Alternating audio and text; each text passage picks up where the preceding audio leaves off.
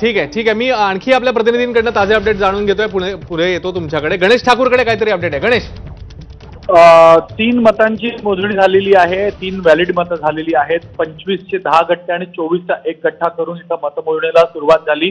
Valid invalid मतं पाहण्यासाठी महाविकास आघाडीचे नेते आहेत, पोलिंग एजंट जो अधिकारी, निवडणूक अधिकारी म्हणून पक्षाकडे पाठवले गेले आहेत, त्यांच्याकडनं एक विनंती होती की व्हॅलिड मतं दाखवण्यात यावी आणि नंतरच ट्रेमध्ये ठेवण्यात यावी. म्हणून व्हॅलिड मतांची मोजणी सुरू झाली. पहिलं मत हे योगेश टिळेकरांना पडलं, दुसरं मत शिवाजीराव गर्जे यांना पडलं आहे आणि तिसरं मत प्रज्ञा सातव यांना पडलेलं आहे. 3 मतांची व्हॅलिड तपासणी पाहता, व्हॅलिडिटी पाहता त्यांना व्हॅलिड करत ही 3 मतं इथं दाखवली आहेत आणि मतमोजणी सुरू झालेली आहे. मला वाटतं आणखी काही अपडेट आहेत. आणखी अपडेट्स आलेले आहेत. कृपाल तुमानेंना 2 मतं म्हणजे एकूण 5 मतं, भावना गवळी 4 मतं. तर एकूण असं आहे की भावना गवळींना 4 मतं, कृपाल तुमानेंना 5 मतं. आता ही मतांची संख्या वाढत चाललेली आहे आणि अशाच प्रकारे आता थोड्याच वेळात पहिलं प्रेफरन्सचं मत कोणाला झाल्यानंतर नंतर आपण पुढे पाहूया.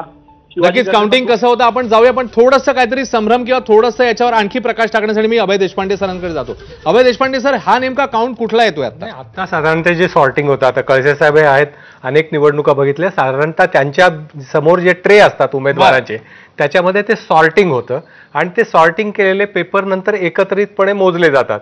कळसे साहेब, साधारणतः प्रक्रिया जी असते, आधी सॉर्टिंग, त्या ट्रेमध्ये पेपर्स टाकणे, ते मतपत्रिका आणि नंतर काउंटिंग, अशाच पद्धतीने होतं ना ते. आपल्याला व्हॅलिड इनव्हॅलिड ठरवावं. म्हणजे हे जे आकडे आहेत ते सॉर्टिंग करताना कुठल्या बॉक्समध्ये जात आहेत ती मतं, त्या संदर्भातलं तिकडचं व्हॅलिड वोट मध्ये अजून ही काउंट झालेली नाहीये. कोटा आपल्याला आधी पाहिजे. कोटा आधी पाहिजे. हा, तेच. त्यानंतर पुढे होईल ते काय. केशव पाटील, तुम्ही काय सांगाल? कोटात मी तेच सांगतो की ज्या पद्धतीने ट्रेमध्ये पहिल्यांदा त्याची विभागणी होईल आणि त्यानंतर म्हणजे पहिलं मत मला येतं, साधारणतः त्याच्यावरनं कुठल्या ट्रेमध्ये किती मतं पडतायत, त्याच्यावरनं पहिल्या प्रेफरन्सची कोणाला किती मतं मिळाली याचा अंदाज तिथे असणाऱ्या माणसाला येतो. बरोबर. आता तुमचा ट्रे जड वाटतोय का? नाही, तो महायुतीचा ट्रे जडच आहे, काळजी करू नका.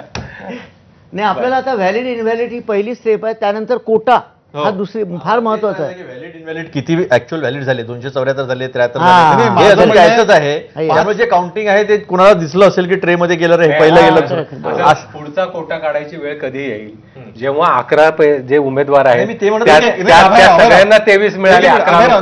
एक मिनिट, ते म्हणत नाही, एक मिनिट, आता एक मिनिट, म्हणत आहे, मी हे म्हणत आहे, ऐकून घ्या ना, मी ते नाही म्हणत, मी हे म्हणत आहे की 274 मोजल्यानंतर त्यातले इनव्हॅलिड जे असतील ते काढल्या गेल्यानंतर जे काही संख्या येईल 272 73, त्याच्यातनं मग कोटा पुन्हा डिसाईड करावं लागेल आणि मग पुढे जाता येईल. एक फक्त आपण कळसाहेबांना विचारू, त्यांनी अधिक निवडणुका प्रत्यक्ष हाताळल्या, 5:47 म्हणजे 50 मिनिटं होऊन गेले काउंटिंग सुरू होऊन. मग जर खरोखर आतापर्यंत व्हॅलिड एव्हॅलिड चेक करून, इनव्हॅलिड चेक करून प्रत्यक्ष मोजणी सुरू झाली असेल काही नाही, तुमचा अंदाज काय अंदाज असेल हा शेवटी? नाही, आता ते म्हणजे काय संजय आहे का धृतराष्ट्र बसले नेहमी हाताळली. त्यांनी आधी सांगायला पाहिजे ना, व्हॅलिड एवढी ठरली, इनव्हॅलिड एवढी ठरली, त्याच्यावर कोटा एवढा झालाय, त्यातून आपल्याला मग पुढे कळू शकेल काय असेल. व्हॅलिड इनव्हॅलिड ठरल्याशिवाय सॉर्टिंग सुरू होतं. जातच नाही, आपण जातच नाही पुढे. कसं आहे ना की सॉर्टिंग सुरू झालं याचा अर्थ 274 व्हॅलिड आहे असं गृहीत धरायचं का? नाही सर, कारण प्रत्येक ट्रेला जो मत टाकतो ना त्याच्यावरून ते त्याने कदाचित ती फिगर दिली म्हणजे त्यांच्याकडनं, जसं तुम्ही म्हणता की तिकडचा जो निवडणूक अधिकारी आहे त्याने ऑफिशियली मोहर उमटवल्याशिवाय आपण असं म्हणू शकत नाही की 274 व्हॅलिड आहे. हो, अगदी. ओके. आपण त्याच्यावर येऊया. मात्र आता एक अपडेट फक्त जे येतात ते आपण सांगूया. प्रज्ञा सातव यांना 7 मतं आतापर्यंत, मिलिंद नार्वेकरांना 6 मतं, अशी आताची आकडेवारी